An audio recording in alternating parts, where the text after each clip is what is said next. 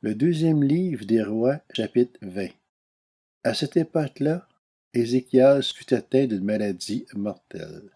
Le prophète Ésaïe, fils d'Amoz, vint le trouver et lui annonça: Voici ce que dit l'Éternel.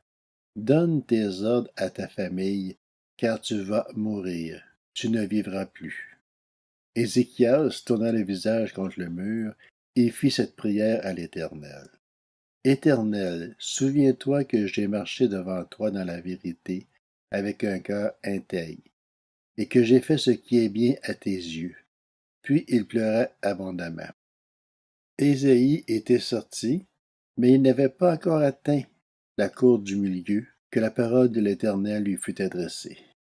Retourne annoncer à Ézéchias, le chef de mon peuple, voici ce que dit l'Éternel, le Dieu de ton ancêtre David.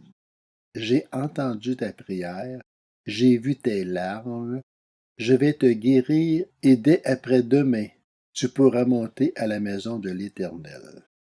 J'ajouterai 15 ans à ta vie, je te délivrerai de même que cette ville du roi d'Assyrie. Je protégerai cette ville à cause de moi-même et à cause de mon serviteur David. Ésaïe dit: Prenez un gâteau aux figues. On le prit et on l'appliqua sur l'ulcère, et Ézéchias guérit. Ézéchias avait demandé à Ésaïe: Quel est le signe que l'Éternel me guérira, et que je pourrai monter dès après-demain à la maison de l'Éternel? Ésaïe dit: Voici pour toi, de la part de l'Éternel, le signe qu'il accomplira la parole qu'il a prononcée. L'homme doit-elle avancer ou reculer de 10 marches? Ézéchias répondit: C'est facile pour l'homme d'avancer de 10 marches. Qu'il recule plutôt de 10 marches. Alors le prophète Isaïe fit appel à l'Éternel, et celui-ci fit reculer l'homme de 10 marches sur l'escalier d'Akaz, où elle était déjà descendue. À la même époque, le roi de Babylone, Bérodak Baladan, fils de Baladan, envoya une lettre et un cadeau à Ézéchias, car il avait appris sa maladie.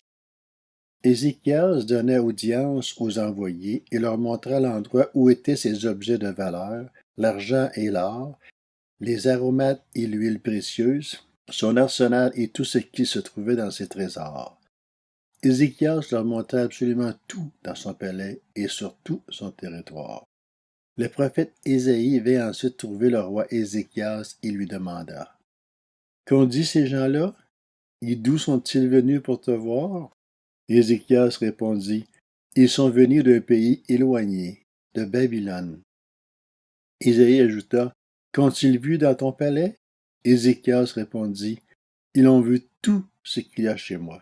Je leur ai montré absolument tout dans mes trésors. Alors Ésaïe dit à Ézéchias: Écoute la parole de l'Éternel. Les jours viendront où l'on apportera à Babylone tout ce qu'il y a chez toi, et que tes ancêtres ont accumulé jusqu'à aujourd'hui. Il n'en restera rien, dit l'Éternel. De plus, on prendra plusieurs de tes fils, de ceux qui sont issus de toi, et dont tu es le père, pour faire d'eux des eunuques dans le palais du roi de Babylone.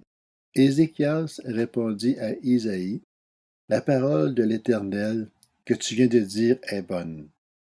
Il ajouta: N'y aura-t-il pas paix et sécurité pendant ma vie? Le reste des actes d'Ézéchias, tous ses exploits, la manière dont il a fait le réservoir et l'aqueduc pour amener l'eau dans la ville, cela est décrit dans les annales des rois de Juda. Ézéchias se coucha avec ses ancêtres. Son fils Manassé devint roi à sa place.